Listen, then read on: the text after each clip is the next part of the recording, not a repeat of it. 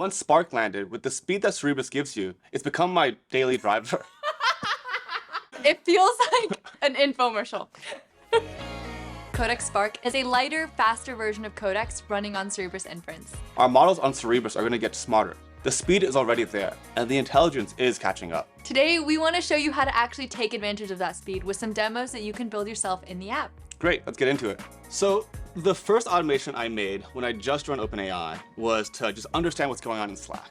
And so we've built some automations here that basically checks upon Slack, figures out what kind of topics are happening, what kind of product launches are arriving to tell me what's going on. Obviously, we can turn this to every day, but with Codex Spark, these tasks run incredibly fast. One of the great things about Codex Spark is that we can define multi-agents. And so maybe the main agent is responsible for understanding what my goals are for the day.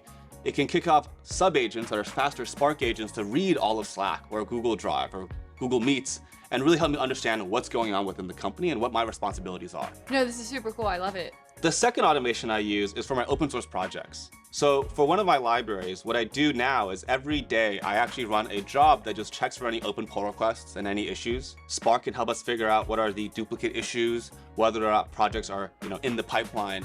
And then for any pull requests, it'll actually pull them down, review the code, look at the comments, and just fix them and push them back up. That way, anything I'm working on is already fully tested. And for the third example, a place where Spark really shines is in interactive coding. Oftentimes when I know what I want to do and I use Codex, tasks might take 5 or 10 minutes. This takes me out of the flow state. The joy of using Spark is that things are incredibly interactive. Now let's jump in and see an example of how interactive Spark can be. One of the benefits of using a model that is so fast is that when you're building on an application that reloads when the code changes, oftentimes you can build in a pretty real-time way. Let's take a look at an example. Can you take a look at the home page and add a See More link to the bottom right?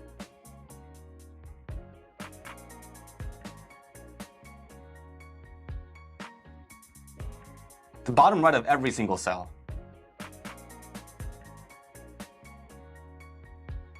Then I would love for you to add a little arrow after See More so people know that it's a link. Make sure it's blue with no underline.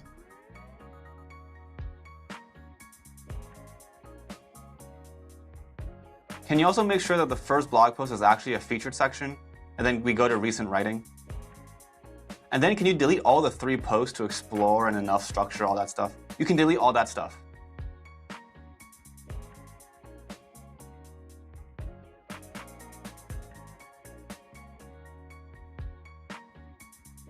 That's perfect. Speed is a major unlock. Those were just a few ways to take advantage of Spark inside the Codex app, but there are dozens more.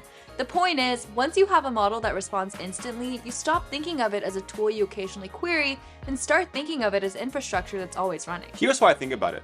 The slower, smarter models, full Codex, is like a bus for the mind. You can get on, fall asleep, wake up when you're there. It did all the work. Spark is like a fast car.